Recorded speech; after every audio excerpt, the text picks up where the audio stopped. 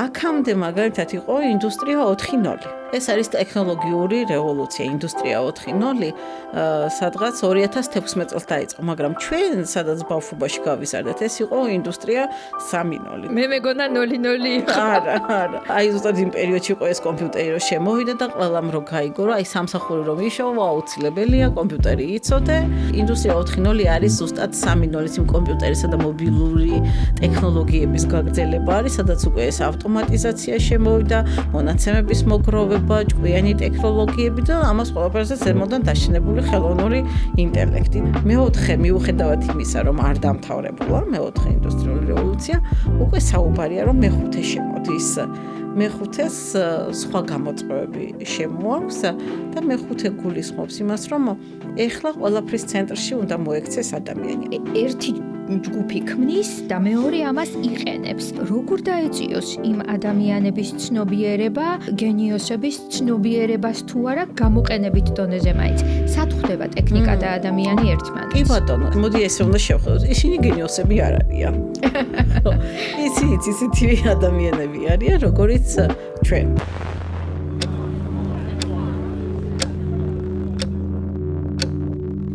ეს არის პოდკასტი დროის ხმაური, მე ვარ მისი ავტორი და წამოყვანი ეკა ნოზაძე.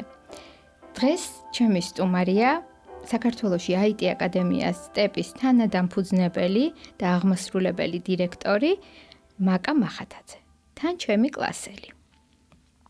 მაკა, მოგესალმები, დიდი მადლობა სტუმრობისთვის. სალამი, მადლობა რომ დამპატიჟე, იმიტომ რომ შენიც რა ძალიან მიყვარს ხოლმე ზოგადად, როდესაც ტექნოლოგიებზე ვსაუბრობ, თუ მთავარი მიზანი არის ის, რომ ვიღაცას უნდა გამოუადგეს და აქ ორ მხრივად შენთან მოვედი და შენ არასოდეს უარს არ გეტყვი და პლუს ამას იმედია რომ საინტერესო პოდკასტი გამოგვივა რომ ხალხიც ისიამოვნებს. მეც მაგის იმედი მაქვს რომ მსმენელი და მაყურებელი აუცილებლად დროის ხმაურში, ეპოქალურ ხმაურში, საკუთარი თავის ხმაურში შეძლებს ის მნიშვნელოვანი სიგნალი წაიღოს, რომელიც მომავლის მშენებლობაში ერთ აგურს მაინც დადებს. ისეთ გიგანტებთან გიმუშავია, ტექნოლოგიურ გიგანტებთან, როგორიც არიან ალტა, ინტელი და ჩემ დასაბედნიეროდ ჩემპიონიც ხარ გრეის ჰოპერის პრიზის მფლობელი. რომ მოგვიყვე ამის შესახებ, როგორი იყო ეს შენი გზა, როგორია ჩემპიონობა, რა აგურები დადე, რა აშენე და რასაკეთებ დღეს. ეტაპობრივად, რა თქმა უნდა, ყველაფერს ნელ-ნელა მივყვეთ. მადლობა. პირველ რიგში ერთ საუღნიშნავ, რომ გრეის ჰოპერის ჯილდოს მფლობელი თქვათ, როგორც IT ჩემპიონი ქალი საქართველოში.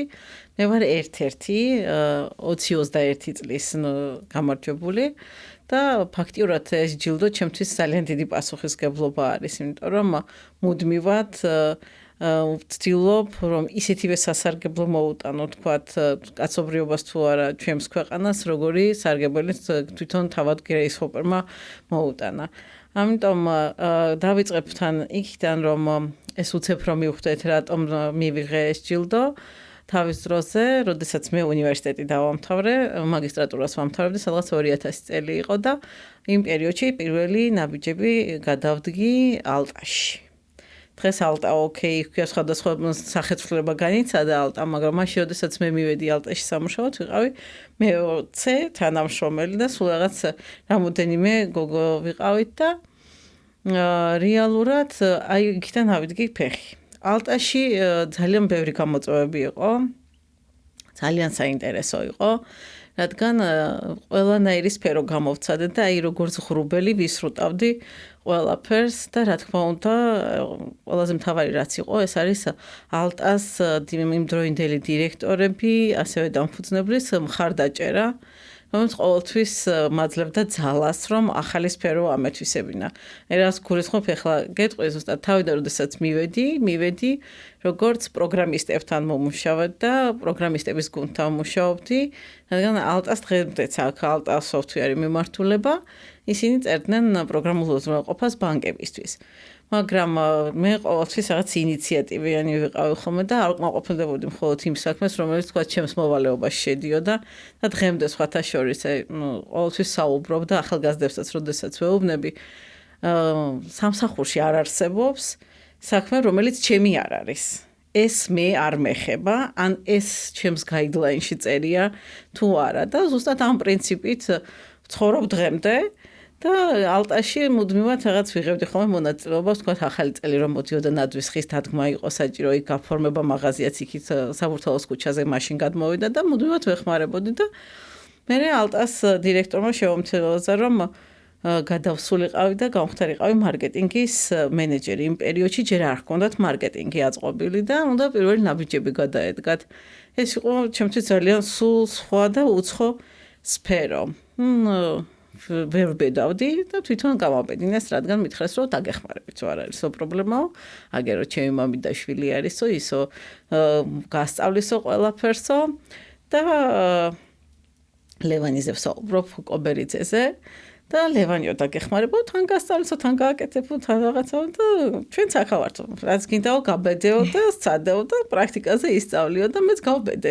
რამხელა სიტყვებია. ხო, გავბედე და ვისწავლე და შევძელი და დღესაც ვიხსენებთ ხოლმე მე და ლევანი ვთქვათ იმას, რომ პირველი შემთხვევა იყო ბილბორდზე დავხატეთ დიდი მწვანე ბაყაყი კენონის ფოტოაპარატთან და ამის მეორე ადამიანი აილეცა ქუჩაში იმის დანახვაზე, მაგრამ ყველამ გაიგო რომ ალტაში კენონის ესე კამერები იყიდებოდა.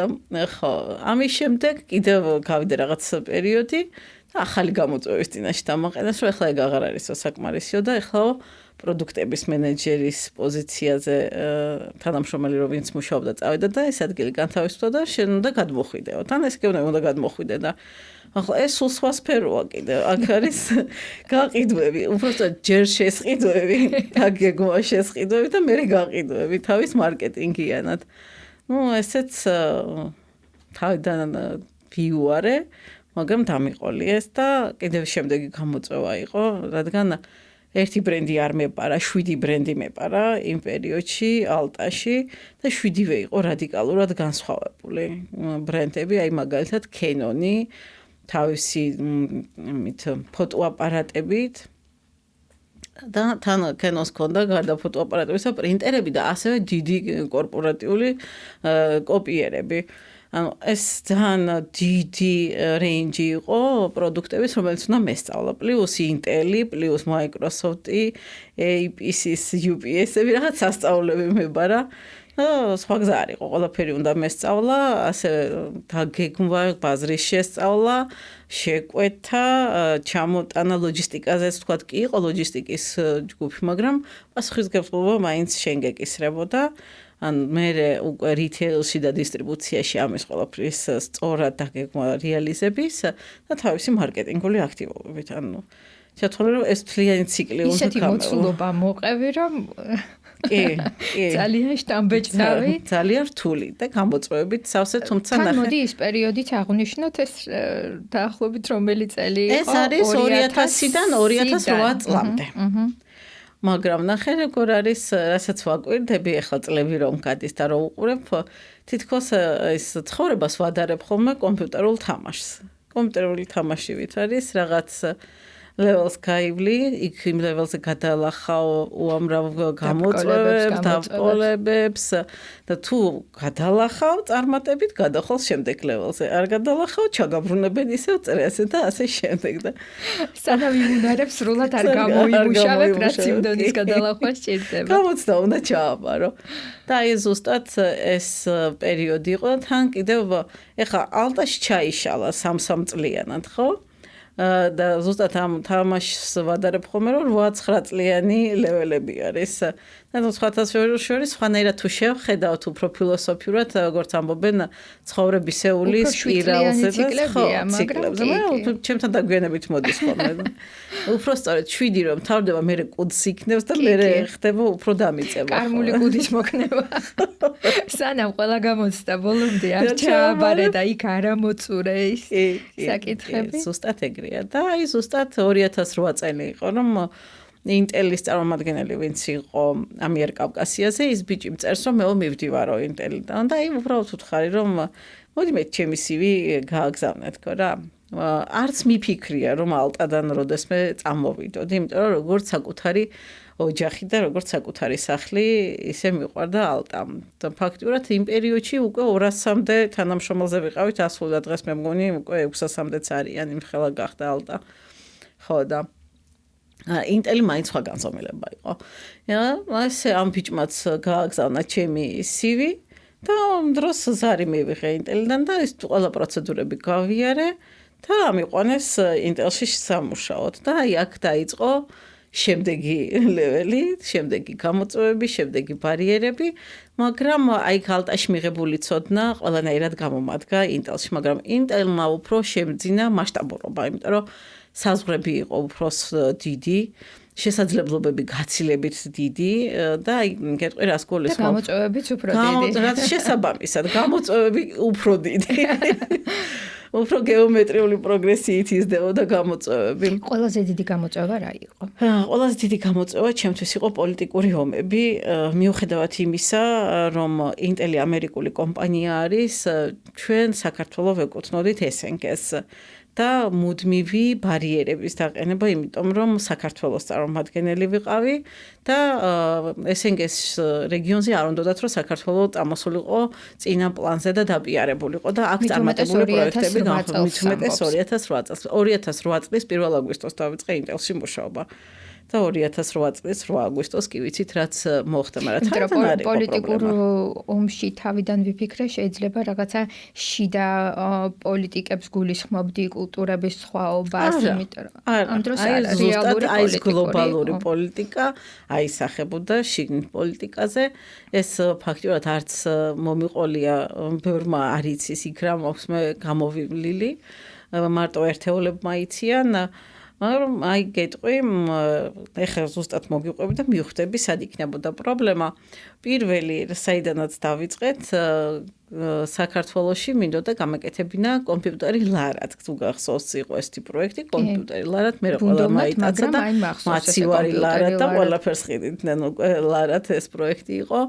და აქ შევძელით ზუსტად ის ინტელის დახმარებით, რომ ხალხისთვის ხელმისაწვდომობა გაგვეზარდა. რეალურად რას გულისხმობდა, რომ ისეთ ფაზაში შენი იდეა იყო? კი, იმიტომ რომ ინტელში განხორციელებდა, ინტელში ჰქონდათ განხორციელებული ესეთი პროექტი, მსგავსი პროექტები, ერქვა ესა PC for one cappuccino.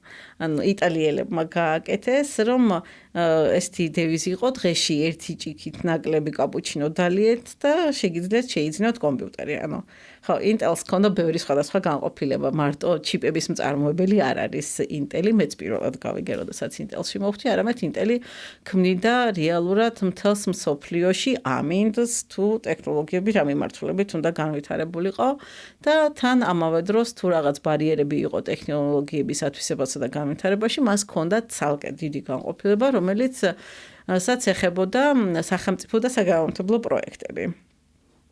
მე ამ გუნდის წევრი არ ვიყავი. მე ვიყავი აქეთკენ რიტეილი, იყიდე-გაყიდე, box moving-ი და მარკეტინგული მხარდაჭერა. და რა თქმა უნდა არ მეხებოდა ის პროექტი, მაგრამ შემეხო. თავიდან რაც იცოდი, იმით მიხვედი.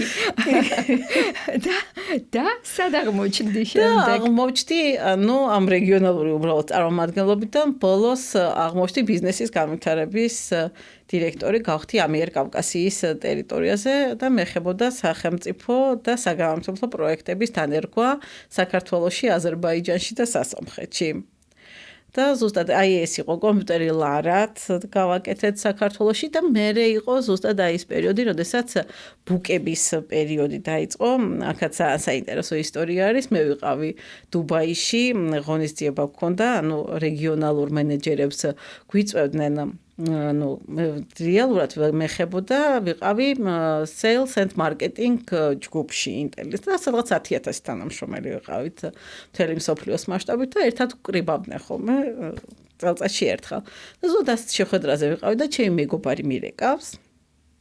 Microsoft-ის წარმომადგენელი იყო მაშინ, სურა მუნჯიშვილი არ, ჩემი მეგობარი ძალიან ახლო მეგობარი და მირეკავს და მეუბნება რომ აქ რაღაცაო მწვანე კომპიუტერების დარიგება, სათამაშო კომპიუტერის დარიგებას უპირებენო ბავშვებსო და დაიღუპებიანო ეს ბავშვებიო და მეო ვიციო რომ Intel-ს აქვსო რაღაც ეგეთი პროდუქტიო Microsoft-ში გვაქვს ეგ ინფორმაციაო და თან ადრე კიდე სურა მუშაობდა Intel-ში და მოიკითხეო რა და წამოიღეო გაარკვიო ერთიო რა ხდებაო და ზუსტად იმ წუთას, როდესაც ზურა მირეკავდა, ჩემს გვერდით აღმოჩნდა ის ადამიანი, რომელიც ამერიკაში სათაო ოფისში ამ პროექტის ხელმძღვანელი იყო, ბუკების პროექტის CMPC ერქვა, ესეთი form factor-ი ჰქონდა, სპეციალურად სკოლის ბავშვებისთვის გამოშვებული მოწყობილობა, რომელიც დაცული იყო, წყალგაუმტარი იყო, არ იმტვრეოდა და სპეციალური პროგრამული უზრუნველყოფა იყო თან ბავშვებისთვის ჩატვირთული და ამ ბიჭმა მითხრა, რომ მეო გამოგიგზავნიო, არ არისო პრობლემაო.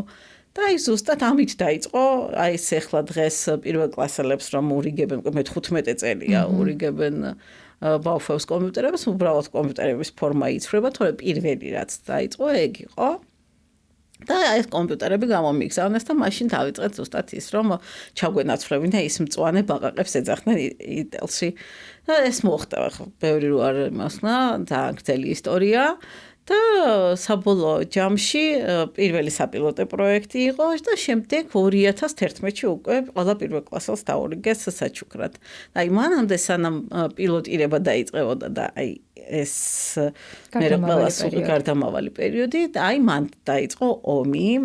იმ ხრივ რომ მირეკავს ერთი ჩემი თანამშრომელი ვთქვათ რუსეთის ოფისიდან, მეორე მირეკავს ყაზახეთის ოფისიდან და მეუბნებიან რომ სადა აქვს საქართველოსო იმის შესაძლებლობაო რომ ეგ კომპიუტერები იყიდონ და მაგ ხელა პროექტი გააკეთოს საქართველოსთან და შენ ვიცოდეო რომ მხარდაჭერა არ გექნებაო არანაირიო. აქ ძალიან რთული თემა არის, იმიტომ რომ აქ უკვე ნახე სამსახურზე აღარ არის საუბარი, არც კარიერაზე არ არის. აქ უკვე რაღაცა უფრო სამშობლოს თემას რო ეხება და ეროვნულობას ეხება აი ამ დროს მე ყოველ შემთხვევაში გადამეკეტა იმ პერიოდში, ყველაფერი დავკარგე ადამიანური და გადავწყვიტე რომ ბოლომდე უნდა მებრძოლა და არ დავნებებოდი.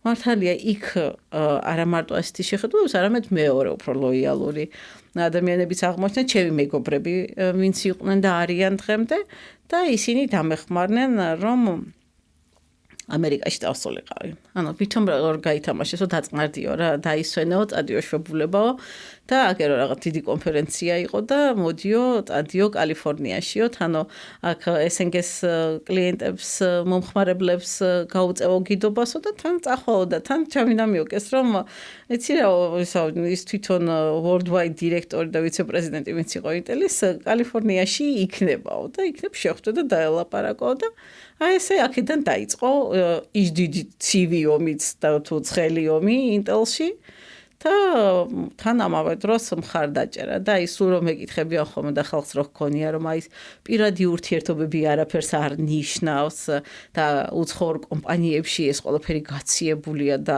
რაღაც ეს მკაცრად გაწერილი წესების მიხედვით არის, ესე არ არის.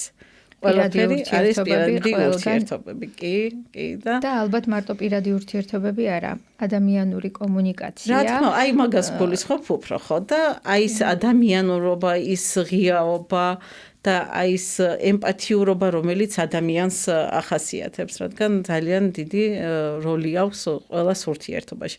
მე თუ მკითხავ ოჯახურშიც, თქვათ, სამსახურეობრივშიც, მეგობრუშიც, ყველგან აქვს ამ ურთიერთობებს ძალიან დიდი მნიშვნელობა და საბოლოო ჯამში რომ მოკლედ ვთქვა, ამერიკამ დამიჭირა მხარი.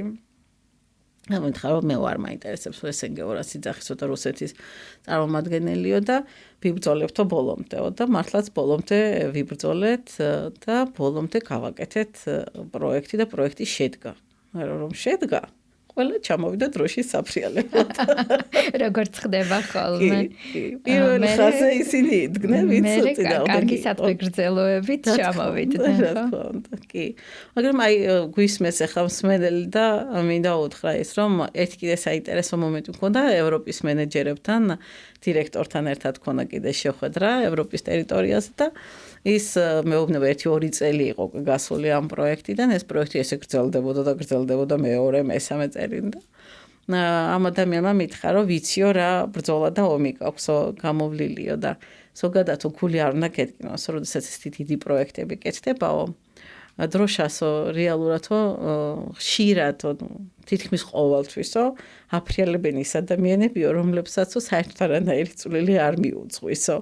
მაგრამ ყველაზე მთავარიაო, რომ იქ ვინც არიანო გადაწყვეტილების მიმღებებიო, იმათ იცოდნენ, ვინ არის რეალურად საქმის გამკეთებელიო ამ პროექტშიო და შენ შემთხვევაშიო ჩვენო ვიცოდითო ვინც იყო რა ეგ არისო ერთ-ერთიო ყველაზე დიდი განსხვავებაო და არასოდეს არაფრის არ შეგეშინდესო და ასე დამთავრდა ეს პროექტი მაგრამ იქ ინტელში კიდე ბევრი რაღაცები იყო საბოლოო ჯამში რა საინტერესოა ბევრს გონია რომ წარმატებისკენ მიმავალი გზა იავარდით არის მოფენილი ზოგი ფიქრობს რომ ამას რა უნდა ხომ მეც გავაკეთებდი ზოგი პირიქით ფიქრობს რომ ამას მე ვერასოდეს ვერ შევძლებდი და ადამიანს რისიც გჯერა ყოველთვის ის გამოდის თუ გჯერა რომ ვერასოდეს ვერ გააკეთებ ეგეც მართალია მაგრამ თუ დაიჯერებ რომ ეს შეგიძლია ესეც აუცილებლად მართალია ყოველთვის გამოჩნდებიან ადამიანები რომელიც გეტყვის შენ ეს შეგიძლია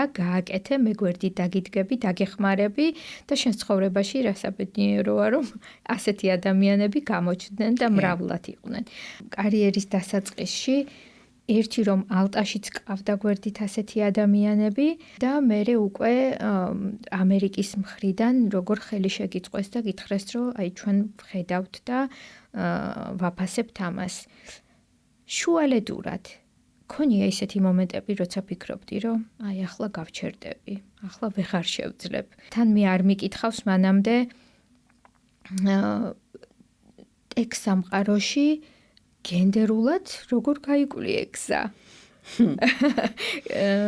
როდესაც ხალი ხარ, ალბათ კიდე სხვანაირად უყურებენ და უმრავლესობა მამაკაცები არიან. თუ ეს მცდარი მოსაზრებაა? იცი რა არის?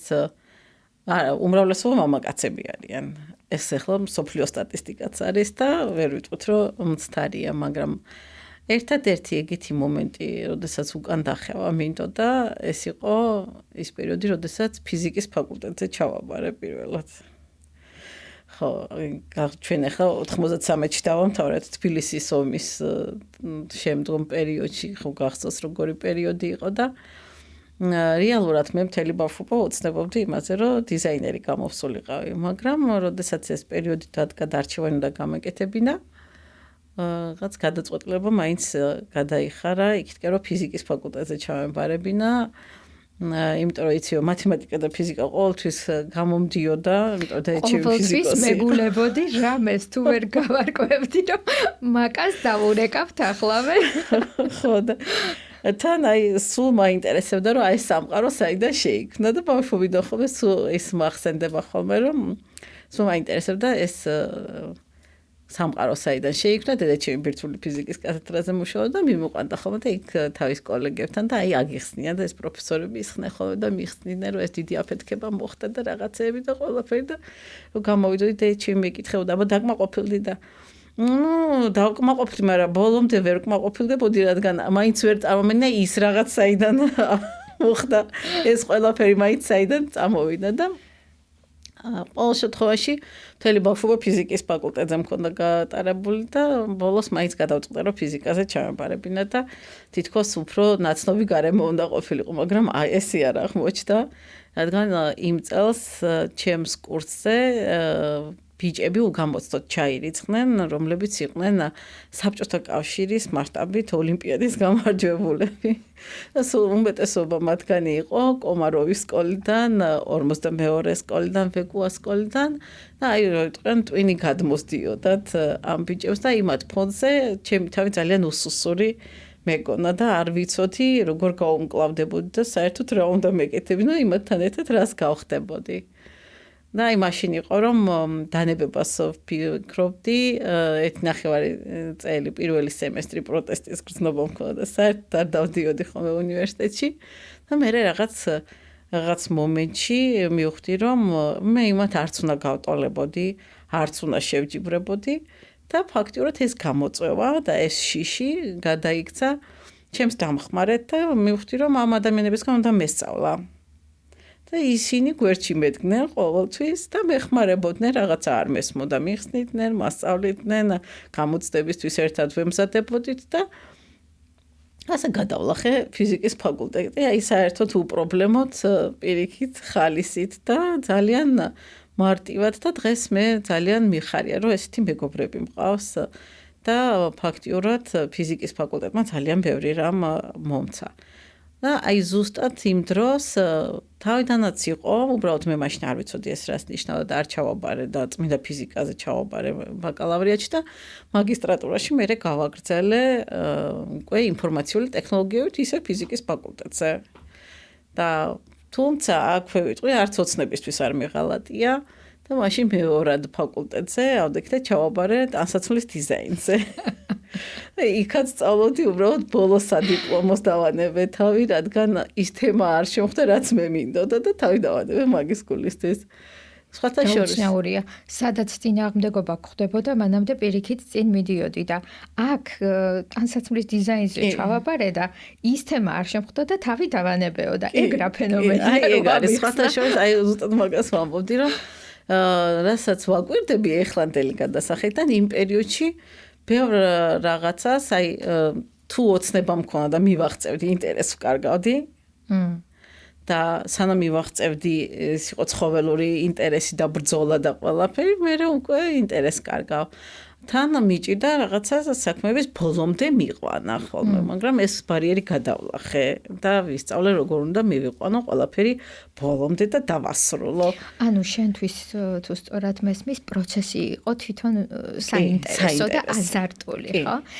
და კიდე ერთი ძალიან მენიშნა, როგორც წესი თუ ადამიანებს რაღაც არ გამოსდით ხოლმე, არ გამოგვდის, ესე იგი ვიღაცას ვდარდებით. რაღაცაში ან არ ვიწყებთ, ან გვეშინია. გვაქვს ესეთი მომენტი, რომ აი ან სხვა რას იტყვის, ეს სხვა ეპიზოდებშიც აგვინიშნავს მე და ჩემს სტუმრებს.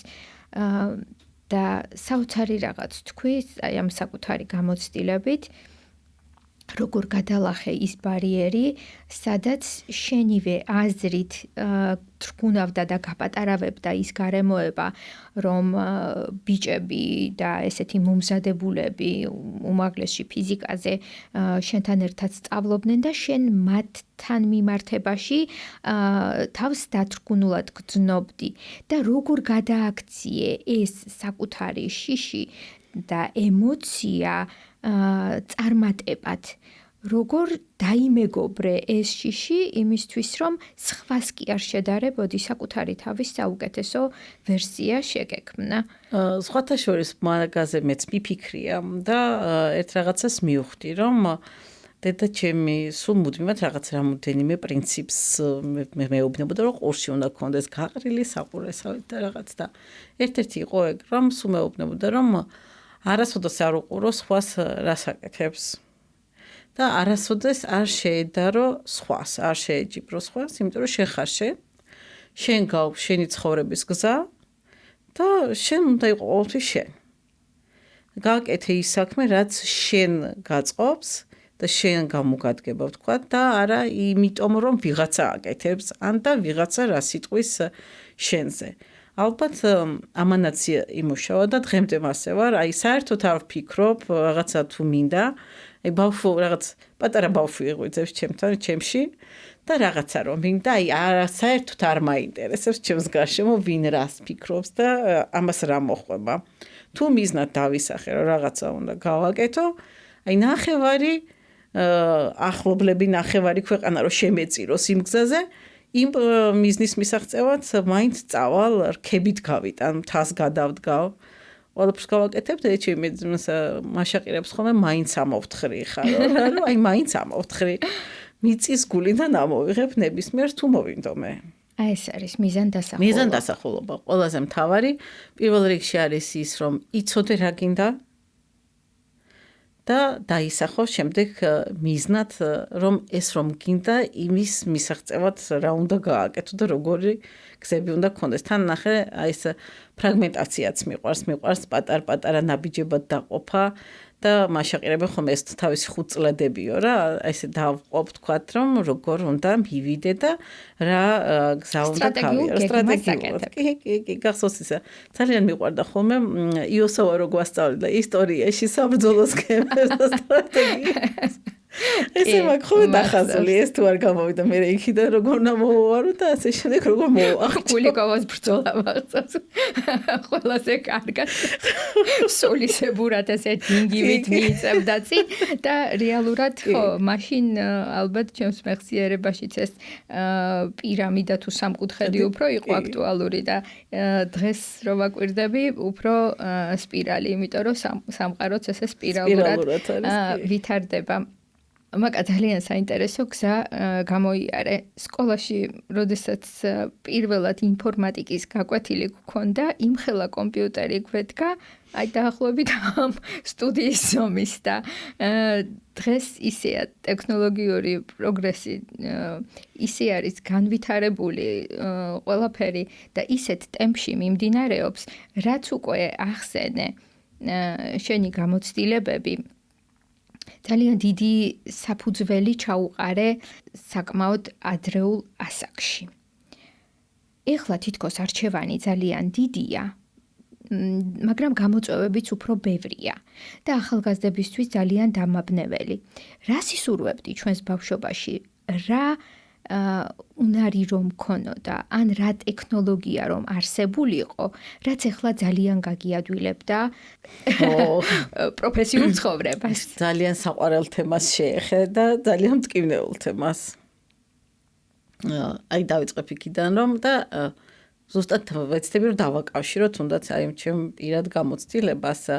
ჯერ პირველ რიგში იმ პერიოდში რო ქონოდა უკვე არა ინფორმატიკა, არამედ თუ აი ისეთი დონის განვითარება ტექნოლოგიური რაც ახლა არის, არ ვიცი, ამთლად ავშენდებოდი, ამთლად დავიქცეოდი.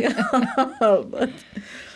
მე არაფერს არ ვნანობ ფაქტიურად, ანუ ეხლა რომ გადავალოთ თვალი ფიზიკამ, ფაქტიურად ლოგიკა გამივითარა და მასწავლა, ლოგიკური აზროვნება, დიზაინმა რეალურად კერთახმა კრეატიულობა გამივითარა და შემდგომ უკვე ტექნოლოგიებმა გამიღო კარები უკიდეგანო სამყაროში. და ერთადერთი დღეს რასაც ვნანობ, თქვათ, რაც არ მისწავლია და აი დედაჩემი სულ რომ მეჩხუბებოდა ხოლმე და მე წინააღმდეგი ვიყავი, ეს არის მუსიკა, ცეკვა და სიმღერა. დანარჩენი თითქმის ყველაფერი მაქვს ნასწავლი, იმიტომ ხელსაქმეც ყველაფერი ნასწავლი მაქვს, ქარგვა, ქსოვა, ყველაფერი აბსოლუტურად. და მარტო ეს ამ მიმართულებით ხელოვნებაში არ განვითარდი და დღეს ძალიან ვნანობ. უბრალოდ იმიტომ რომ აი თქვათ არის ხოლმე გარემოება თუნდაც ინტელში, იყო ხოლმე სიტუაციები, აი მომენტში რომ დამჯდარი იყავი და დამეკრავო, საერთოდ უფრო მაგარი იქნებოდა, მაგრამ არ შემიძლია.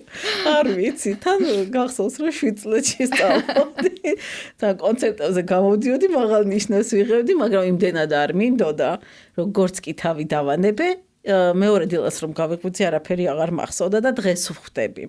დღეს ახლა როდესაც ამ განათლებაში ჩავეძიე, ნეირონულ სწავლებას გავეცანი, მივხვდი რომ ყველაფერი ყოფილა ნეირონების დამსახურება, ის რომ დღეს მე აღარ ვიცი საერთოდ არაფერი, რაც მუსიკაში ვისწავლე, არის ზუსტად ამის დამსახურება, რომ ჩემი მიზანი იმ მომენტში ჩემმა ტვირმა იცოდა რომ იმის დასრულებამდე უნდა მესწავლო, იმიტომ რომ ვერ ვიტანდი იმას მძულდა და როგორც კი იმ მიზანს მივაღწიე და მივხვდი რომ всё აღარ მჭირდება და მხოლოდ ამისთვის სწავლობდი, მეორე დილას გრძელვადიანი მეხსიერებიდან ჩემ ტვინში ეს ყველაფერი წაშლილი აღმოჩნდა და საერთოდ აღარაფერი არ დარჩენილა. ხო და დღეს კიდევ რატომ ვთქვი, ეხლა ამას მოვაყოლე რომ აქამდე მაგალითად იყო ინდუსტრია 4.0.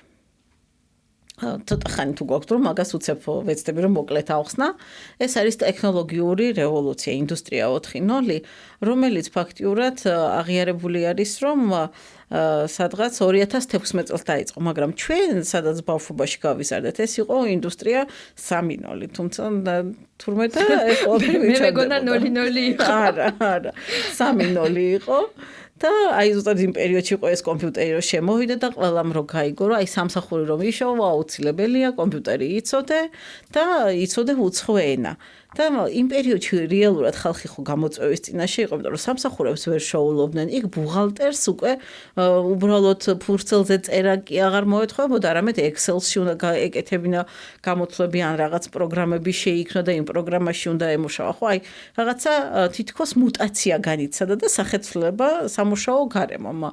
ხო და აი 2016-დან უკვე დაიწყო ინდუსტრია 4.0. ინდუსტრია 4.0-ში უკვე ეს გარღვევა რომ ეს AI შემოვიდა, სხვადასხვა სისტემები. ინდუსტრია 4.0 არის ზუსტად 3.0-ის იმ კომპიუტერისა და მობილური ტექნოლოგიების გაგრძელება არის, სადაც უკვე ეს ავტომატიზაცია შემოვიდა, მონაცემების მოგროვება, ჭკვიანი ტექნოლოგიები და ამას ყველაფერზე ზემოდან დაშენებული ხელოვნური ინტელექტი და რეალურად ყველაფრის ცენტრში იყო ტექნოლოგიები. ამიტომ უკვე შემდეგი გამოწვევა დადგა, რომ მარტო კომპიუტერი კი არ უნდა სწოდნოდა ადამიანს, არამედ ტექნოლოგიები და computational thinking-ს რო ეძახიან კომპიუტერული აზროვნება და ალგორითმული აზროვნება უნდა განვითარებინა ადამიანს. თუმცა ჩვენ ჯერ ვერ მოვასწარეთ ჯერ კიდევ ბოლომდე ამაზე ფეხის აყოლა კი. იმიტომ რომ ერთია ტექნოლოგია და ტექნოლოგიური პროგრესი და მეორე არის ადამიანის ცნობიერება და მისი აზროვნება. ერთი ჯგუფი ქმნის და მეორე ამას იყენებს და როგორ დაეწიოს იმ ადამიანების ცნობიერება იმ გენიოსების ცნობიერებას თუ არა გამოყენებით დონეზე მაინც. სად ხდება ტექნიკა და ადამიანი ერთმანეთს? კი ბატონო, ის გენიოსი, მოდი ესე უნდა შევხედოთ. ისინი გენიოსები არ არიან. ისინი ისეთი ადამიანები არიან, როგორიც ჩვენ, თქვათ, ხო? მეორე უნდა შევხედოთ ცოტა სხვა პრიზმიდან. აი მე მაგალითად ინტელმა მომცა ეს გამოცდილება, რომ მაგალითად ინტელი ტექნოლოგიას რომ გამოიგონებს, ხო, და ეს გიგანტები აიტაცებენ. და იტყვა რომ ეს ასე უნდა იყოს და ეს მატარებელი რომ დაიცვრება, და აჩქარება საკრიფოს, всё, ვეღარ გააჩერებ ამას. ერთადერთი შანსი გვაქვს, რომ ამ მატარებელს უნდა მოვახდეთ. თუ არა დავიღუპებით, დავრჩებით ისე. რას გულისხმობ, ნახე? მეოთხე ინდუსტრიაში დიდი ტემპით წავიდა ის, რომ რაც ახასიათებს, თქვათ, წინა ინდუსტრიებს, ახალი პროფესიები შეიქმნა, ძველი პროფესიები გაქრობის პირას მივიდა, ბევრი პროფესია გარდაქმნის პირას მივიდა, მუტაცია განიცადა, გენომი ეცვლება, მაგას მოგეყვები. ეს ეხლა გეტყვი ზუსტად სად მივდივართ და მაგას გაჩვენებ, მინდა რომ უცებ გაჩვენო. და აქამდე რაც კაცობრიობამ გამოიარა ინდუსტრიული რევოლუციები, ეს ვითარდებოდა წრფივად, ყოველ 100 წელიწადში ერთხელ.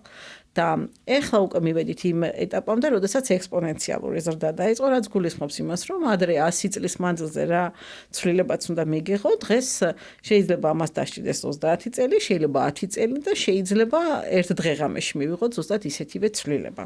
აქ არის ზუსტად ის, რომ შენ რასაც ამბობ, შეიძლება ადამიანები ამას ვერ ახვნენ ისე სწრაფად, მაგრამ ადამიანებიც ისეთი გარემოება ექნებათ, რომ სხვა გზა არ არის. შენ თუ ვერ აითვისებ, სხვა აითვისებს და შენს ადგილს დაიკავებს სხვა. აქ უკვე თვითგადარჩენის ინსტინქტიც ერთვება ადამიანს და ძალიან მნიშვნელოვანია პირველ რიგში ჩვენ უნდა ვიცოდეთ და გქონდეს ინფორმაცია, რა ხდება და რა არის აი ეს ოქროს გასაღები სად არის დამალული, რომელიც თქვათ ჩვენ გადაგვარჩენს ან და გაგვიყვანს წარმატების გზაზე, ხო? ეხლა ზუსტად ვარ ძალიან საინტერესო ეპოქაში. მეოთხე მიუხედავად იმისა, რომ არ დამთავრებულა მეოთხე ინდუსტრიული რევოლუცია, უკვე საუბარია, რომ მეხუთე შემოდის. მეხუთეს სხვა გამოწვევები შემოაქვს და მეხუთე გულისხმობს იმას, რომ ეხლა ყველაფრის ცენტრში უნდა მოექცეს ადამიანი. ადრე თუ იყო მეოთხეში ტექნოლოგიების ცენტრში, ეხლა ადამიანი, მაგრამ ადამიანს აქვს ერთი გამოწვევა, რომ ანუ არის ტექნოლოგიებისა და ადამიანის თანაცხოვრება. მეხუთე ინდუსტრიული რევოლუცია ითვლება, რომ ადამიანი არის ცენტრში, მაგრამ ის თანამშრომლობს ამ ჭკვიან ტექნოლოგიებთან და AI-სთან და იცის მათთან თანაცხოვრება. ანუ ჩვენთვის ახლა ადამიანებისთვის ყველაზე მთავარი არის ის, რომ ეს ტექნოლოგიები და ხელოვნური ინტელექტი გავხადოთ ჩვენი ინტელექტუალური დამხმარე ინსტრუმენტი და არ ანუ არ დავკარგოთ ამავე დროს ჩვენი ადამიანური თვისებები. ის თვისებები, რომელიც ჩვენ ამ ტექნოლოგიებზე მაღლა გვაყენებს, მაგალითად, თუნდაც ის ადამიანური ურთიერთობები, ის ემპათია, რაც ადამიანს აქვს და ამ ეტაპზე ჯერჯერობით არ აქვს ხელოვნური ინტელექტი, ის ყველაფერი ხელოვნურად აქვს, თბილად და ლამაზად რომ გელაპარაკება და გეფერება. ის ალგორითმის ნაწილია იმ საკვანძო სიტყვებიდან ამოღებული. სინამდვილეში მას არ აქვს ეს ემპათია და აი ეს ადამიანებს რაც გვაქვს ჩვენი იდენტობა, ის არ უნდა დავკარგოთ. ამაზე ეს არის ყველაზე მთავარი და დღეს რასაც უყურებ კიდევ აი ნახე რამოდენიმე მოქნილი უნარი შემოვიდა რომელიც ძალიან მნიშვნელოვანია კრიტიკულად მნიშვნელოვანი არის თანამედროვე ადამიანებისთვის იმიტომ რომ გადარჩნენ პირველ რიგში ეს არის თვითგანვითარება და თვითდასწავლის უნარი ადაპტირებულობა, ანუ სიტუაციაში დროულად მოახდინო ადაპტაცია და იყო იმდენად მოქნილი, რომ ეს ძალიან სწრაფად უნდა გააკეთო, ანუ მოქნილობა ადამიანისთვის, კრიტიკული აზროვნება, საკმაოდ რთული გამოწვევები არის, არც ისეთი მარტივი მისაღწევი არ არის. და რა თქმა უნდა, ეს უკვე hard skill-ები, AI literacy, ანუ AI წიგნიერება და ისევ ტექნოლოგიური წიგნიერება, რომელიც ადამიანს დაეხმარება, რომ სხვანაირად დაიწყოს აზროვნება, ანუ როგორც სისტემა ისე უნდა აზროვნებდეს და უნდა ჰქონდეს სისტემური მიდგომა. ძალიან დიდი გამოწვევა არის ეკა, იმიტომ რომ წინა რევოლუციები, მაგალითად, ყოველთვის ადამიანებისგან ითხოვდნენ მინიმუმ ერთი საფეხურით ზემოთ ასულიყვნენ თავისი უნარებით. ეხლა სადღაც ტრამპლინი აქვს ადამიანს გასაკეთებელი, რამოდენიმე საფეხურს უნდა გადაახტეს. და თუ ამას ვერ მოახერხებს, ხანდახან არც მინდა ხოლმე დაფიქრება და წარმოდგენა იმისა, რა შეიძლება რომ მოხდეს და ხშირად მისაუბრია ამაზე ინტელშიც, აი თუნდაც უკვე ინტელიდან წამოსული ვიყავი და სადღაც თუ არ ვცდები 5 წლის წინ იყო ინტელის ერთ-ერთი დირექტორი, გლობალური დირექტორი, აქ მსოფლიო ბანკმა მოწვევით ჩამოიყვანა და ღონისძიება იყო მსოფლიო ბანკის თუ მილენიუმის და ეს ბრაინი იყო ჩამოსული. მან მოითხოვა რომ მე მაკაო დამახვედრეთ, თორე ისე არ ჩამოვალო და კარგი და თავდებდი ის პერიოდი და მე ეს ზუსტად განათლების სფეროში იყო გამოფენა ბრაინს ვეუბნებოდი რომ ბრაინ მეთქი ხო ვიცით რომ არის სოფლიო ეკონომიკური ფორუმის სტატისტიკა, აი უახლესი სტატისტიკა არის რომ 90 მილიონი სამუშაო ადგილი გაქრება ამერიკასა და ევროპაში და ამავდროულად სადღაც 170 მილიონი ახალი სამუშაო ადგილი იქნება. სულ სხვა მოთხოვნებით. ისეთი კვალიფიკაციებით, რომელიც დღეს არ არსებობს და ესე ერთ კონკრეტულ ადამიანს არ აქვს და რა უნდა ვქნათ მეთქი ეს ხალხი რას უშვებდა მაგაზე უხმამაღლა არავინ არ ლაპარაკობს, არ შეიძლება. იმიტომ რომ არ ვიცი თუ ამაზე პასუხი ჯერ არ გვაქვს და მთელი მსოფლიო იმაზე მუშაობს, რა უნდა გააკეთონ. პირველ რიგში 30 წლამდე თუ ყველაფერი ესე გადალაგდება, როგორი პროგნოზიც არის 2030 წლამდე დასაქმებულთა 60%-ს მოუწევს კვალიფიკაციის ამაღლება. ხო, დასაქმებულთა 40% საერთოდ დაკარგავს თავის სამუშაო პოზიციას და მათ მოუწევთ ახალი პროფესიის შეძენა. ეს თამამი არის ჩემი მხრიდან რო ეს თქვა, მაგრამ ეს არის რეალობა და ფიქრობ რომ ის ცოდნა არის ყველაზე დიდი იარაღი. ინფორმაცია თუ გვაქვს და იცი რა მოხდება, რაც უფრო ადრე დავიჭერთ თადარიგს, მით უფრო ნაშველები ვიქნებით და ადვილად გავიტანთ თავს. ანუ აი მარტივი მაგალითს გეტყვი, ძალიან მარტივი მაგალითი. ახალი პროფესიები, რომლებიც თქვა ბოლო 5 წლის მანძილზე შეიქმნა. აი შენ რას ფიქრობ, თქვა, აი ჩვენ სფეროში. ბოლო 5 წლის მანძილზე? კი, ახალი პროფესიები. ისეთი უცნაური პროფესიები მესმის ხანდახან, რომ დასახელებაც კი გამიჭირდება. ბოლო 5 წლებში მონაცემთა ანალიზი ძალიან აქტუალური გახდა.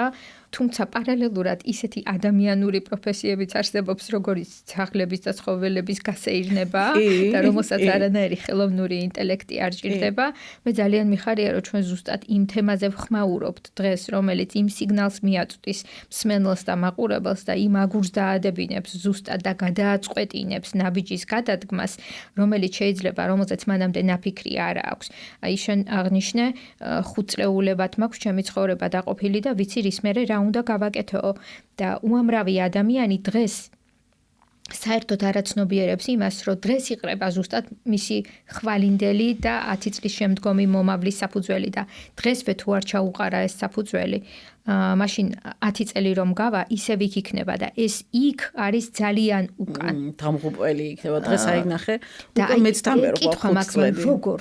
კი, ეხლა როგორ უნდა გააკეთონ? ნახე, დღეს მეც დამერხვა 5 წლები, 5 წლის 5 წელი უკვე ძალიან ბევრია, ძალიან დიდი დროა და ანუ agile შემოვიდა უკვე მოქნილობა და ანუ ცხოვრებაც ისევე უნდა ავაწყოთ და ეხლა უკვე ჩათვალე რომ 1 წელი მაქსიმუმ 2 წლიანი გეგმა მქონდეს რა უნდა გავაკეთოთ იგივე ბიზნესში, იგივე თქვათ პირად ცხოვრებაში და ყველგან საყოფით ცხოვრებაშიც და ნახე რა არის რა უნდა პირველი კიდე იმ კითხვაზე რაც მინდოდა მე თვითონ აღმოვაჩინე და არ ვიცოდი მაგალითად ესეთი პროფესია არის ტაქსის მძღოლები, ტაქსისტები, ანუ აპლიკაციით რომლებიც დადიან, ხო? ეს არის Bolt-ის, Yandex-ის და მძღოლები, ტაქსის მძღოლები, რომლებიც უკვე აპლიკაციით ვიძახებთ.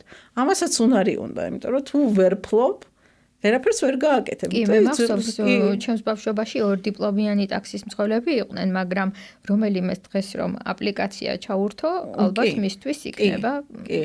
ანალოგიური არის მაგალითად აი ჩვენს პროფესიაში მარტექი ავიღოთ მარკეტინგული ტექნოლოგიების სპეციალისტი ის ადამიანი რომელიც ავტომატიზაციას აკეთებს ციფრული მარკეტინგი social ციფრული არა მარტო ციფრული არამედ უბრალოდ social სოციალური მარკეტინგის ქსელებში და ამის ავტომატიზაცია იმიტომ რომ ყველა მარკეტინგი არა აქვს მნიშვნელობა ასია თუ ისია საბოლოო ჯამში გაყიდვას ემსახურება ხო მეტწილად უმრავლესობა და გაყიდვებისთვის კიდევ სხვა მექანიზმები არსებობს თანამედროვე თქვა CRM სისტემები და უამრავი და ახლა რეკლამას რო გავაკეთებ იქიდან მე კონტაქტი როგორ უნდა ავსახო და როგორ უნდა გავყიდო საერთოდ გადატრიალ და აბსოლუტურად ოპტიმიზაციები კი იმიტომ რომ მოცულობაც იმხელა და სოციალური ქსელებიც იმხელა გახდა და ყველაზე რთული რაც არის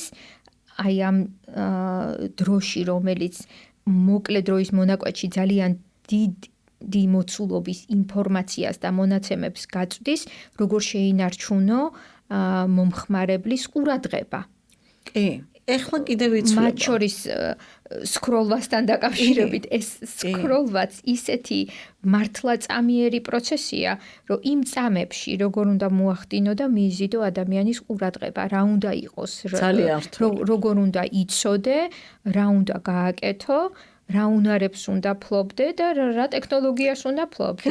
ეხლა პირდაპირ შეიძლება ბევრს ვინც გვისმენს არ ესიამოდ და ძალიან სკეპტიკურად შევხედონ აი მარტივად გეტყვით თქვათ მარკეტინგის სპეციალისტები ხო მე თუ მკითხავ აი მე ვარ დამსაქმებელი მე მინდა რომ ჩემი მარკეტინგის სპეციალისტმა იცოდეს ფსიქოლოგია NLP ოღონდ NLP პროგრამირებაში არა ნეიროლინგვისტიკური პროგრამირება არა არამედ ადამიანის ფსიქოლოგიაში კი და იცოდეს სწორად როგორ უნდა დაალაგოს სიტყვები და ინფორმაცია როგორ უნდა მიაწოდოს იმიტომ რომ პირველ 3 წამში უნდა მოახდინო იმ საკვანძო მესიჯის გადაცემა რომელმაც უნდა გააჩეროს შენი მომხმარებელი ხო ფერთა ფსიქოლოგია უნდა იცოდეს ანუ ფსიქოლოგიური სფერო უნდა იცოდეს ძალიან ღრმად მეორე არის უკვე ახარ გაქვს იმის თავი რომ შენ რო რაღაცას მოიფიქრებ სანამ შენ ამას რომ დაწე ვიღაცას რომ მისცემ ის რომ გააკეთებს მე რომ ამას რომ მოხდება კი ეს არის ძალიან რთული პროცესი ამიტომ უფრო მარტივი არის რომ შენვე ისწავლო უამრავი ხელოვნური ინტელექტის ინსტრუმენტები არის, რომელიც content creating-ში შეიძლება გამოიყენო და ნებისმიერი სახის სარეკლამო მასალა შექმნა. ეს იქნება ვიზუალი, სტატიკური გამოსახულება, ეს იქნება ანიმაცია თუ ვიდეო. ეს ყველაფერი შეგიძლიათ ძალიან თავისუფლად შენ თვითონ გააკეთო. აი სულ მინიმუმ რომ ვთქვათ ადამიანს უნდა ჰქონდეს ეს უნარები, ხო და პლუს რაღაც არჩევთ, მაგრამ გამოაქვეყნა იმ სოციალურ ქსელში და შენ უყურე რა მუშაობს რა არა. ეხლა წარმოიდგინე, აქეთკენ უყურებს სხვა თანამშრომელი მარკეტინგის, რომელიც სოციალურ ქსელში ამას გამოაქვეყნებს, ის ანალიტიკას გაძლევს, შენ ამას ვერც ხვდები, აქ ხუკმა იმუშავა, ფერმა იმუშავა, რა მარ იმუშავა, რა უნდა გამოასწორო, ისევ ამ მოჯადოებულ წრეზე მიდიხარ და რეალურად ბიზნესისთვის დრო კიდე ყველაზე გადამწყვეტი ფაქტორია. ეს ხელოვნური ინტელექტი შემოვიდა. დრო, სისწრაფე, რა თქმა უნდა. და ხელოვნური ყველაზე ინტელექტი. მთავარი დღეს არის დრო. რას აძლევს IT აკადემია სტეპი დღეს მომხმარებელს მარტექის სახით? რას ისწავლიან? მარტექში ზუსტად ეს რაც თქვით, ყველაფერს სწავლობენ, მაგრამ არა მარტო მარტექში, აი აქვე ვიტყვი, რომ ჩვენი პოლიტიკა და ფილოსოფია, ვთქვათ, კომპანიის რაც არის, ფაქტიურად ჩვენ არ ვცდილობთ, რომ მათ ვასწავლოთ მხოლოდ რაღაცა პროფესია.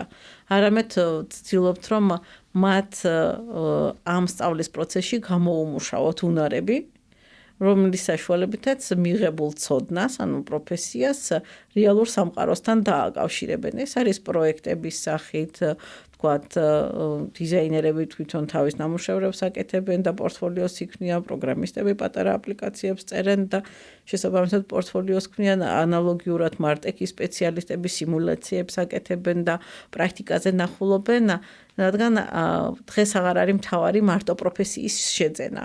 არამედ შენ უნდა იყო მზად დასასაქმებლად. დისციპლინარული იმდენად გადაიჯაჭვა ეს ყველაფერი, რომ ერთმა ადამიანმა უკვე ბევრი შეიძლება ყველა სიღრმისეულად არ იცოდეს, მაგრამ მის მომავალ პროფესიულ საქმიანობას რაც დაჭირდება, ეს რაღაცა ერთობლიობაში იცოდეს. აი ჩვენს ბავშვობაში იყო ტექსასწავლებლები. სადაც პროფესიული ტექნიკური სასწავლებლები, რომელიც უმაღლესის გარეშე პირდაპირ აძლევდა მოკლე ვადიან დროში ადამიანს ტექნიკური უნარების და პროფესიის დაუფლების საშუალებას. რა განასხვავებს და რა მსგავსება არის აი ასეთი ტიპის როგორც სტეპია და ტექსასწავლებლებს შორის. ასაკი, უმაღლესი განათლება უნდა კონდეს თუ არა, აი 40 წლის შემდეგ მაგალითად მოდიან თუ არა ადამიანები. კი ბატონო, გეტყვი, დღეს როგორც არის თანამედროვე სამყაროში ძალიან მნიშვნელოვანი არის უწყვეტი განათლება, lifelong education, ხო? ამიტომ ჩვენ შესაბამისად გვაქვს 9 წლიდან დაწყებული ბავშვებიდან, ზედაზღვარი კურსების, თქვათ, ვამბობთ 65, მაგრამ 65 წლის ზემოთაც თუ ექნება ადამიანს სრული არანაირი ბარიერი მას არ უდგას წინ.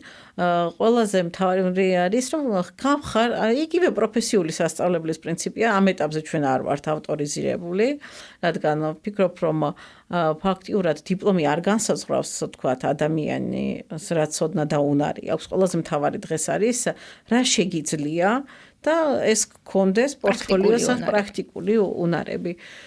და ასაკზიც არ არის არანაირი შეზღუდვა, მით უმეტეს ხელოვნური ინტელექტის ეპოქაში.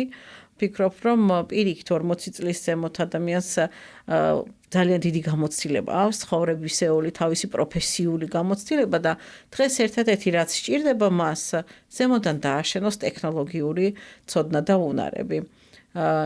სხვათა შორის ბავშვები არიან ძალიან დიდი გამოწვევის წინაშე, რადგან აქამდე თუ იყო და ახალგაზრდები, ვისაც აი ახალი დაწყებული აქვთ, ადრე თუ იყო ესეთი გაგება, რომ ერთი ვიწრო პროფილური უნდა ყოფილიყო და მაგალითად მარტო ის ერთი მიმართულება უნდა სწოდნოდა და იმ საქმის პროფესიონალი უნდა ყოფილიყო. დღეს ეს პარადიგმა საერთოდ ირღვევა და გეუბნებიან, რომ ეს აღარ გეყოფა. არამედ ერთში უნდა იყო ძლიერი, ვთქვათ, ღერძი უნდა გქონდეს, მაგრამ სადღაც 3-4 პარალელურ პროფესიაში შეიძლება არ იყო მაღალი დონის პროფესიონალი, მაგრამ უნდა იცოდე და ერკვეოდე და ნებისმიერ დროს, როდესაც დაგჭირდება ერთ-ერთის გაძლიერება, უნდა შეძლო გაძლიერება. და აღარ არის ის გაგება ადრე რომ იყო რომ ერთი განათლებით ერთ დიპლომს აიღებთ და სანამ არ გაგასვენებდნენ იმ დიპლომით მიდიოდი მთელი ცხოვრების მანძილზე იოლას გადიოდი. ეგ აღარ არსებობს. თანამედროვე ადამიანს სადღაც 10-დან 15 პროფესიამდე მოუწევს რომ შეიძინოს მთელი ცხოვრების მანძილზე. ამიტომ ძალიან მნიშვნელოვანი არის რომ რაც მე თავიდან ვახსენე თვით განვითარება და თვით დასწავლის უნარი, იმიტომ რომ მარტო სტეპი მუდმივად ვერ გასავლის და ვერ მოგამზადებს. მე როგორც სტეპმა უნდა მოუქცევ თქვათ ის უნარები, ის შესაძლებლობა, ის მაინდსეტი და განსხვავებული პრიზმიდან დაგანახო და მე მთელი ცხოვრების მანძილზე გააფართოვო და რა თქმა უნდა მთელი ცხოვრების მანძილზე მე თვითონ ადამიანმა და თავარია ცოტა კურსდამთავრებულებიც არ ყავს და შეგიძლია უკვე რომ აი იმ ნეტვორკინგი კონდეს კომუნიკი და ერთმანეთს დაეხმაროთ რა. და რა კარგია რომ ეს მხარდამჭერი გარემო გაქვთ. ანუ თვითონ უკვე კურსდამთავრებულები ერთმანეთს სხვადასხვა საკითხში ეხმარებიან. და ის სხვათა შორის ჩვენი სლოგანიც ალბათ გსმენია, ეს არის განვითარდი და განავითარე. ანუ თანამედროვე ადამიანისთვის ყველაზე მთავარი არის რომ შეეძლოს მუდმივად განვითარება და იყოს ამ მუდმივი განვითარების ციკლში და თან ამავე დროს შინაგანი ძალა გამოემუშაოს იმისთვის რომ თავის დაგროვილი ცოდნა და გამოცდილება სხვას გაუზიაროს და გადასცეს. ანუ transferable ცოდნა უნდა ჰქონდეს და დღეს აი ზუსტად ის ადამიანობა, ის ემპათიურობა, აი ეს უნარები ერთობლიობაში ზუსტად ადამიანს აძლევს იმ ოქროს გასაღებს, რომელთაც ის წარმატების კარებს გააღებს თანამედროვე სამყაროში და ინდუსტრია 5.0-ში. რა საინტერესოა. დიდი გამოწვევების წინაშე ვარ. ოქროს გასაღები ძალიან მომეწონა და როგორც წესი ეს ოქროს გასაღები მართლა პინოქიოსი არ იყოს და ზუსტად საკუთარი სახლის ბუხრის მიღმა, ანუ ყოველთვის სახლში გვაქვს ეს ყველაფერი, ყოველთვის შიგნით გვაქვს, უბრალოდ უნდა შიგნით ვიპოვოთ, გამოვიტანოთ და გავაზიაროთ და ეს განათლება და ეს გაზიარების უნარი ზუსტად მაგ ექსინათლე შემოაქვს ზუსტად ამ გაზიარებას. ძალიან საინტერესო იყო, მაგრამ სულ ვფიქრობ, აი რამდენჯერმე ახსენე და მაშინ არ გაგაწყვეტინე. ახსენე ღერძი, რომელზეც უნდა იდგეს ადამიანი. ახსენე წინააღმდეგობები, როგორ უნდა გადალახო, არ შეუშინდე. ძალიან ბევრი გამოწვევები, ბევრი ინტერესები. შენთვის სად არის ეს ღერძი? რა დაგეხმარა, რომ შენი ღერძი არ შერხეულიყო და დარჩენილიყო ბალანსში. საკუთარი რომელი უნარი დაგეხმარა ამაში ყველაზე მეტად. იცი რა არის, არც ისე მარტივი არ არის. ესეც კომპლექსური არის. იმიტომ რომ აი ზუსტად მაგ გამოწვევის წინაშე რომ დგეხარ, ეხლა დელიკატ მოსახედი, ხო, კაი ხანია უკვე გასულია. კიდევ მივხვდი ერთ რაღაცას, რომელიც ახლა დღეს მე უნდა კიდევ ვისწავლო, ჯერ არ დამისწავლია ბოლომდე, ეს არის ბალანსი. იპოვო ბალანსი. და სად უნდა იპოვოს ბალანსი? მე აქამდე ვერ ვიპოვე, კიდე ხე რა, იმიტომ რომ თუნდაც იგივე ის პირადი ურთიერთობაც რაღაცა მომენტში არ გეწყობა, ახლა ბევრი ქალისთვის ეს უცხო შეიძლება არც იყოს და ძალიან ახლოს აღმოჩნდეს. რომ ანუ კარიერა, ანუ არჩევანის წინაშე რო დგეხარ, რა კარიერა თუ ოჯახი, კარიერა თუ ოჯახი და იმ მომენტში ვერც ხედავ, რომ რაღაც შუაში კიდევ არჩევანს აკეთებ, რაღაცას და რაღაცას შორის. შუაშიც არსებობს რაღაც ტერიტორია და იმ ტერიტორიას საერთოდ ვერ ამჩნევ იმ მომენტში და მე ამას ვაბრალებ, რომ ვარ პერფექციონისტი, ძალიან პერფექციონისტი ვარ, ღრმა პერფექციონისტი. და ამიტომ ორი უკიდურესობა მაქვს რა, ან ერთი ან მეორე და შუაში აი ეს ოქრო შუალედი არა მაქვს და ზუსტად ეგ არჩევანი დავუყენე ჩემ თავს, რომ ან მყოფილიყავი ვთქვათ, ესე ვხედავდი, წარმატებული და შემდგარი ქალი, ან მყოფილიყავი, რა ვიცი, ოჯახში კარიერაზე უარი მეთქვა და გამესარდა თქვათ შვილი და კიდე რამ ბევრი შვილები გამეჩინა. და რატომღაც აი ბოლო მომენტში გადაწყვეტილება მაინც კარიერა და შემდგარი ქალის სურათმა უფრო გადასწალა და რატომღაც ვთვლიდი ყოველთვის რომ ჩემი შვილისთვის საუკეთესო მაგალითი იქნებოდა შემდგარი და წარმატებული მშობელი. და ეს მისთვისაც თქვათ კარგი მაგალითი გახდებოდა. თუმცა ამას ბევრი თავისი წყალქვეშა ბომბები აქვს. იმიტომ რომ დღემდე ჩემი შვილი საყვედურობს რომ მაშინ როდესაც მე მინდოდი შენ ჩემს გვერდით არ იყავი, მე მარტო ვიყავი ბებოსთან, მაგრამ სულ სახში ვიყავი, არსად ხო არ წავსულ არ, მაგრამ სამსახურში რადგან ვიყავი და სულ სამსახურს უთმობდი, მესმის რომ ბავშვს უნდა რომ დედა ყავდეს გვერდით. და სხვათა შორის ღამე ხომე კაი ხანი ჩემთან ეძინა და სულ ხა ვიცოდი რომ ფსიქოლოგიურად არ შეიძლება შენთან ღამე და ფსიქოლოგთან რომ ვიყავი ესე მითხრა რომ შეეშვიო არ გადაიყვანო ცალკეო დასაწოლად და რაღაცა იმიტომ რომ დღეო დანაკლისი რო აქვსო შენიო ღამეო შენ კანზე შეხებითო იბალანსებსო მაგას ყველაფერსო და ასე სადღაც 10 წლამდე მე და მარიამს ერთად გვეძინა სანამ თვითონ არ გამაგდა მე ერთილას გაიყვედა და всё მე მარტო ვიძინებო და გამაგდო ოთახიდან და აი დღესაც მაინც მსაყვედურობს ხოლმე რომ მე დედა მინდოდა რომ ჩემთან ყოფილიყო დღესაც მირეკავს ხოლმე მე დედა მინდა ხო მაგრამ დედას არ ცალია ჩემთვის არ და როგორ არ მცალია ყოველთვის მცალია და დღეს ჩემთვის აი ეს ღერძი რასაც შემეუბნები მე რომ გითხარი რომ მიზანი უნდა გქონდეს ჩემთვის ის ღერძი არის ჩემი შვილი აი ხერხემალიც არის ჩემთვის ჩემი შვილი იმიტომ რომ თუ კი რაღაცას ვაკეთებდი და რაღაცა ძალას მატებდა ეს იყო ჩემი შვილი რადგან აი ვიცოდი რომ მისთვის უნდა შემექმნა კარგი გარემო, კარგი მომავალი და თითქოს გრძნობდი იმას, რომ ცხოვრებაში მისია რაღაც დამაკისრა ღმერთმა, რომ ჩემი შვილისთვის ხელი უნდა შემეწყო. ხელი შემეწყო როგორ იცი, რომ დათვური სამსახური კი არ უნდა გამეწია, არამედ გზა გამეკვალა მისთვის და ამ გზაზე მე თვითონ დამოუკიდებლად წასულიყო. ან და რაღაცა ცხოვრებაში ყველა ადამიანს სჭირდება ბიძგი რაღაც მომენტში და აი ეს ბიძგი მიმეცა და აი იმ მომენტში ყოველთვის მის გვერდით რომ ყოფილიყავი და მქონოდა იმის ფინანსური და ფიზიკური რესურსი თუ სულიერი რესურსი, რომ მისთვის ეს ბიძგი მიმეცა. და სხვათა შორის აი ესეთი მომენტი დავიჭირე 18 წლის გახდა წელს და როგორ არის და მივხვდი რომ უკვე დასროლია 18 წლის არის და ანუ ის მისია რაც აქამდე მქონდა რომ მისთვის ბიძგი უნდა მიმეცა ანუ ამოიწურა ის პერიოდი იმიტომ რომ 18 წლის ვთვლი რომ არის უკვე დასრული ადამიანი და ის უკვე იმდენად არის ჩამოყალიბებული რომ ჩემი ბიძგი უკვე აღარ სჭირდება და აღარ სიმხელა მხარდაჭერა გამიგე და თვითონაც ვეკითხებოდი რომ მარიამ მეთქი ახლა 18 წლის რომ გახდი მე რა უნდა გავაკეთო ეხლა რა მაქვს ახალი მიზანი და მისია თქო და რა ვიციო თვითონ მაშაყირო და რაღაცა შენ მაინც გიყვარსო სხვებზე ზრუნვაო და ვიღაცა იპოვეო და ეხლა სხვაზე გადაერთეო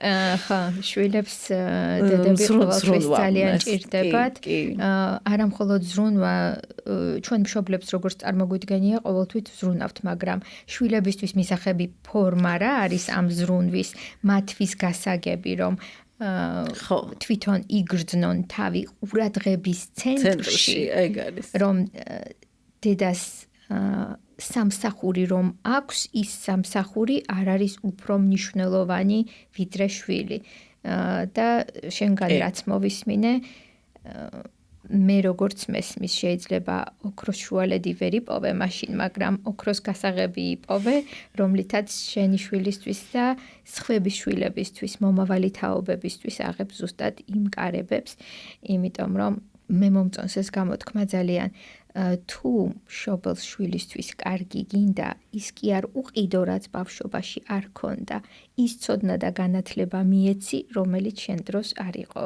და ზუსტად ამას აკეთებ რისთვისაც ალბათ ყველა მშობლის სახელით ძალიან დიდი მადლობა როგორც დედას შვილისთვის დაგიშლია თუ არა გაჯეტით ხელში რომ დიდხანს არ ყოფილიყო ან კომპიუტერთან დიდხანს არ მჯდარიყო ჩემ შემთხვევაში სხვათა შორის სხვა სიტუაცია იყო მე ძალიან გული მწყდებოდა რომ თuliდი რომ ჩემი შვილი საკმარისად არ იყენებდა გაჭედებს როგორი პარადოქსია და ეს არის სუმინდოდა რომ უფრო მეტად და ინტენსიურად გამოაყენებინა მაგრამ როგორც მივხვდი ალბათ ეს უკვე იქიდან გამომდინარე იყო რომ ის საკმარისად ბევრს ხედავდა ისედაც და ესმოდა და ერთ რაღაცას მივხვდი მაგრამ დღესაც რასაც უყურებთ ახლა სტეპშიც მოდიან მშობლები და მუდმივად ერთი პრობლემა აქვს რომ ბავშვები მიჯაჭვულები არიან ამ მოწყობილობებზე ტელეფონი თამაშები და ასე შემდეგ და მუდმივად უშლიან ზოგი იყო შემთხვევები რომ კარადაში კეტავდა თქვა ნოუთბუქს და ხო და ესეც ხო ფსიქიკაზე ბავშვის ფსიქიკაზე მოქმედებს და აი ჯანსაღი ზღვარი სად არის როდესაც უსარგებლო კი არა პირიქით სასარგებლოა ეს პროცესი ზუსტად თვითონ მშობლები არიან ახლა გამოწვევის წინაშე ნახე ტექნოლოგიები იმდენად სწრაფად ვითარდება რომ ბავშვები სწრაფად მისდევენ მშობლები ვერ მისდევენ და ერთმანეთთან საერთო სალაპარაკო ენა არ აქვს თუნდაც ტექნოლოგიებზე ან რაღაც ახალი თამაში რო გამოვიდა თუნდაც იმაზე და მშობელს არ აქვს საკმარისი ცოდნა ამ დარგში და სინამდვილეში ბავშვს კი არ უნდა დავუშალოთ, არამედ პირიქით შემოვატრიალოთ ეს მის სასარგებლოდ. თუ თამაშობს, მოდი აბა კითხვა დაუსვათ, რომ გიფიქრია ვთქვათ, რომ ეს თამაში როგორი იქმნება? შენ შეგიძლია ეგეთი თამაშის შექმნა, აბა მოდი მოვიფიქროთ რაღაცა თამაში და ჯერ მოდი სცენარი დავწეროთ, რა ფუნქციას უნდა ასრულებდეს და მოდი ვცადოთ ვთქვათ, რომ გავაკეთოთ. ჩვენ ამას ვასწავლეთ ვთქვათ ბავშვებს. იგივე თქვათ სათამაშო მანქანა ხო ის საფოთამაშო მანქანა როგორ იწყობა და პროგრამირდება ანუ რეალურად აი ეს გატარებული დრო ფუჭად გატარებული დრო უნდა სასარგებლოდ შემოვატრიალოთ თორემ აკრძალვით ვერაფერს ვერ გავხდებით იმიტომ რომ აკრძალული ხილი ყველაზე გემრიელია და პირიქით უფრო მეტი ცხოველური ინტერესი გაუჩნდება ბავშვს რომ უფრო მეტი სცადოს მშობლის ჯინაზე ამიტომ პირიქით, გამოწვევები, პატარა გამოწვევები, დავალებები და დახმარებები და თან კიდევ მეორე კიდევ რაც არის, აი ეს ურთიერთთანამშრომლობა ბავშვმაც რო დაინახოს ადრეული ასაკიდან შეიძლება თუნდაც ვთხოვოთ, რომ რაღაცა გვასწავლოს ჩვენმა შვილმა ჩვენს, რომ განვითარდეთ ტექნოლოგიურად თუნდაც იგივე თამაში, ხო?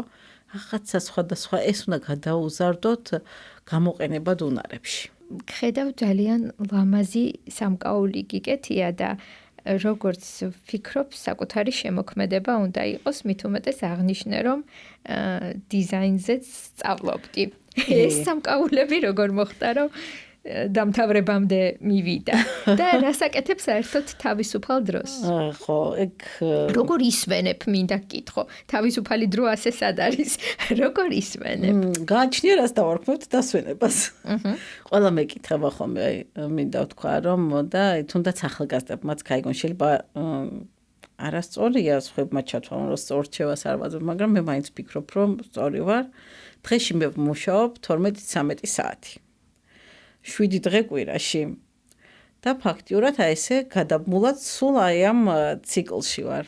მაგრამ მე ვეძახი რომ ვმუშაობ, შეიძლება არ ვმუშაობ, არ ვიცი. როცა საყვარელ საქმეს აკეთებ. კი, საყვარელ საქმეს აკეთებ. მუშაობა რომ იქ ხო, მუშაობა აღარ ქვია იმას და ამ დროს აი, უდესაც ვხედავ რომ რუტინაში ვიფლობ, ვთქვათ, ყოველდღიურ რუტინაში სამსახურეობრივი, საქმიანი. ამ დროს უკვე შემოდის ჩემი ჰობი და ჩემი განტვირთვა რეალურად არის ან იქ სტეპის უკან ეზო გვაქვს პატარა და იქ ყვავილები და გვაქვს და მცენარეები და ჩავდივარ და იმ მცენარეებს ვუვლი, ვრწყავ, ვეფერები, გავასუფთავებ ხოლმე. გარდა ამისა მიყვარს ძალიან კრისტალები და ნატურალური ქვები და ვაკეთებ თქვათ სამკაულებს, ენერგეტიკულ სამკაულებს და ამ ქვებიდან ენერგიებს რო ვიღებ. აი ეს არის ჩემთვის ძალიან დიდი განტვირთვა. მიუხედავად იმისა, შეიძლება ფიზიკურად ძალიან დავიხალო, შეიძლება ღამეებიც გავათენო იმის კეთებაში, მაგრამ მეორე დილას ვიღვიძებ სრულიად გადატვირთულია. ტვინიც, ყველაფერი ფიზიკურადაც, სულიერადაც გადატვირთვა ხდება და აი ამ დროს, როდესაც გადატვირთვა ხდება, მოდის უკვე ახალი იდეებიც. და ეს სამკაულებით ზუსტად ეგ არის, რომ როდესაც უკვე რომ დავიღლები ამ რუტინით, გადავდებ ყველაფერს დავждები დიზაინს გავაკეთებ, დავხატავ, როგორც გითხარი, ბევრი ქვები მაქვს და ამ ქვებს დავალაგებ, ხომ ამოვალაგებ, გავშლი ამ ქვებს, დავხატავ და მყავს მეგობარი იუველირი, რომელთანაც მიმაქვს და მე ის უკვე ხორცში ასხავს ხოლმე და ეს ძლიერი პროცესი მე როგორ კეთდება, აბა ესე იყოს, ისე იყოს რაღაცები და ესე ვაკეთებ და ეს ჩემი ჰობი ფაქტიურად ესეც სახეს იღებს და ფიზიკურ სხეულს იძენს და ვფიქრობ, რომ ყველა ადამიანმა უნდა იპოვოს რაღაც ის ჰობი იქნება თუ რაღაც სხვა საქმიანობა არა აქვს მნიშვნელობა, ანუ დასვენებით მე ვერ ვისვენებ რა, აი რომ დამასვენო მე მოვკვდები. ხო, აღარც იდეა მომდის, აღარაფრის ხალისი არ მაქვს, არაფერი არ მინდა, აი ჩემთვის დასჯა არის ის, რომ მითხრა, რომ მაკა ეხლა დაჯექი და დაისვენე. არ არსებობს, ვერ დავისვენებ. დასვენებას როგორც ასეც ეძახი არაფრის კეთებას, ხო? კი. აი წამოწვევი და ტელევიზორს რო უყურებ, ან რაღაცა ფილმს უყურებ, რა ვიცი, ან ზღვაზე ირუჯები, ან სადმე ირუჯები, აუ ჩემთვის ეს არის კატასტროფა. ანუ მაგასაც არ აღიქვავ როგორც დასვენება, ეგ ფორმატ შენთვის სრულიად მიუღებელია. შენთვის დასვენება არის ის, რაც შენს ინტელექტუალურ და ფიზიკურ ძალას აღადგენს და ეს არის მეორე ტიპის კრეატიული საქმიანობა, შემოქმედება. ხო, და მხოლოდ მაგით ერთი პერიოდი იყო ავეჯს ვაახლებდი ხოლმე და რაღაცებს ავეჯებს ვღებავდი. სახში ინტერიერი თუნდაც სტეპშიც შენთან ოფისში რა ვიყავი, ყველაფერი პრაქტიკულად შენი ხელით არის და ეს რაღაცა ქალური ალღო და ეს ხიბლი და ეს ესთეტიკა ყველაფერს ეთყობა. ძალიან მიყვარს ეგ საქმე, მიყვარს ძალიან და ფიზიკურად ვიღრენები, მაგრამ სულიერად ვისვენებ. აი ეს არის ჩემი გადატვირთვა და ეს არის ერთ-ერთი რაც ძალიან მნიშვნელოვანია, რომ ვიცოდეთ საკუთარ თავს ვიცნობდეთ იმდენად კარგად, რომ ვიცოდეთ რა გვლის და რა გვასვენებს. ანუ ჩვენს ძალებს რა აღადგენს, იმიტომ რომ ნებისმიერ საქმიანობას ჭირდება გარკვეული პერიოდის მერე გადატვირთვა. და ის რაც დღევანდელ კორპორატიულ სამყაროში თუნდაც ესეთი რიტმის პირობებში ხდება, მეტწილად იმის ბრალია, რომ ადამიანებმა არიციან როგორ დაისვენონ, ძალები როგორ აღიდგინონ, რა არის მათთვის ოპტიმალური. ვიღაცისთვის იოგა, ვიღაცისთვის სიმღერა, ვიღაცისთვის კრისტალებით თერაპია, ვიღაც ვიოლინოზე დაუკრავს, ვიღაც სამკაულს გააკეთებს, მაგრამ ვიღაც ითევზავებს, რა თქმა უნდა, ვიღაც უბრალოდ ისეირნებს და ეს ყველაფერი ძალიან საჭიროა იმისთვის, რომ ტვინმა და სხეულმა აღიდგინოს ძალა და ზუსტად ჩემი აზრით მანდ არის ზუსტად ბალანსი ტვინის გულს და მთლიანად სხეულს შორის. ანუ ის ჩვენი ღერძი მუდმივად უნდა იყოს გამოკვებილ მდგომარეობაში, ენერგია უნდა მივცეთ საზრდოობისთვის. მაკა ამდენი საინტერესო გამოცდილება გაქვს. ესეთი ჰობი, როგორი დედა ხარ, ისიც გავიგე, როგორი უფროსი ხარ სამსახურში. იმიტომ რომ რასაც გადავხედე ძალიან ახალგაზრდა კოლექტივი ყავს და იცი რა არის, ალბათ მაგ თემაზე უფრო ჩემ თანამშრომელს უნდა გითხრა. ვერ გავკადნიერდები და ვერაფერს ვერ ვიტყვი ამაზე, რომ რაღაცა ისა კარგი ვარ ან ცუდი. უბრალოდ მე შემიძლია გითხრა, შინაგანად მე რას ვფიქრობ და როგორ ვიქცევი და დანარჩენი უკვე ჩემმა თანამშრომლებმა უნდა თქვან მე როგორი ვარ. მაქსიმალურად ვცდილობ რომ ადამიანში დავინახო პოტენციალი, რა აქვს მას პოტენციალი და თუ ვატყობ რომ ის საქმიანობა რასაც ის აკეთებს სამსახურში მის პოტენციალს საერთოდ არ გამოვაჩენს, არამედ ახშობს იმ პოტენციალს და ეს ჰკლავს ადამიანს, ხო? მაქსიმალურად ვცდილობ რომ იმ ადამიანს უპოვო ის შესაფერისი საქმე, რომელშიც გაიხსნება. მაკა პრაქტიკულად ახლა თქვი ის, რასაც ადამიანური კაპიტალის დეპარტამენტი აკეთებს და სწორი ადამიანების სწორ დროს და სწორ ადგილას, იმიტომ რომ ადამიანის პოტენციალის გახსნა არის ერთ-ერთი უმთავრესი ამოცანა განსაკუთრებით ახლა, როდესაც ეს პოტენციალი მარტო ერთი მიმართულებითაც კი არ უნდა იყოს და ბევრი უნდა ნახო, აი როგორც იკიგაი, ყველაფერი უნდა მოსინჯო და ის ცენტრალური ნაწილი იპოვო, საუკეთესო იმ ადამიანისთვის რა იქნება და როდესაც ის ადამიანი თავის საუკეთესოს აკეთებს, იმ საუკეთესოს ავლენს შემდგომ ორგანიზაციისთვის, ხო? კი, ნამდვილად და ვფიქრობ, რომ ადამიანებს იმიტომ ვიყვანს სამსახურში, რომ შენ კი არ უნდა მოახვიო შენი აზრი და შენ კი არ უნდა იყო ერთპიროვნული ლიდერი და ყველა თავი კი არ უნდა გიქნიოს, არამედ ადამიანს ვიყვანთ იმიტომ სამსახურში, რომ მან თავისი წვლილი უნდა შეიტანოს თავის ადამიანური პოტენციალით და ადამიანური კაპიტალით და გამოავლინოს სივრცე მიეცეს მაგის გამოსავლენად. აუცილებლად. რა არის ის ძირითადი უნარი, რასაც ეძებ ადამიანში? ადამიანობა და ერთგულება. დანარჩენს ყველაფერს ვასწავლი. აი, პროფესიონალიზმს არ ვაქცევ ყურადღებას, იმიტომ რომ ყველაფრის ცოდნით არც ჩვენ არ დავბადებულ ვართ და ჩვენც ვსწავლობთ და მით უმეტეს ჩემი მაგალითით მოგიყევი, რომ ყველაფერს სამსახურში ვსწავლობდი და არ ვიცოდი ვთქვათ, ხო? მაგრამ მთავარი არის ადამიანობა, ანუ იყო უბოროტო, ანუ კეთილი ადამიანი და იყო ერთგული ადამიანი. დანარჩენი უკვე არის დასწავლადი, ნებისმიერი პროფესია, ნებისმიერი საქმე, ვთქვათ, რა უნდა გააკეთო, როგორ უნდა გააკეთო, ეს უკვე არის სისტემის ნაწილი და სისტემა გასწავლის და იმ ნაწილში ვერაფერს ვერ გისახს. ვერაფერს ვერ ასწავლე, თუ ფორმირებული ადამიანი მოდის. დაიქირავე ადამიანი და ასწავლე უნარები. ასწავლე უნარები. მოსაზრებას იზიარებ. როგორც მყარი, ასევე მოგნილი უნარები, ნებისმიერი შეგიძლია ასწავლა, მაგრამ ყველა უნარი განვითარებადია, მაგრამ თავიდან ვერ გაზრდი, ანუ ამას ვამბობთ. რა დრო გჭირდება ადამიანში მაგის დასანახად და შესაფასებლად?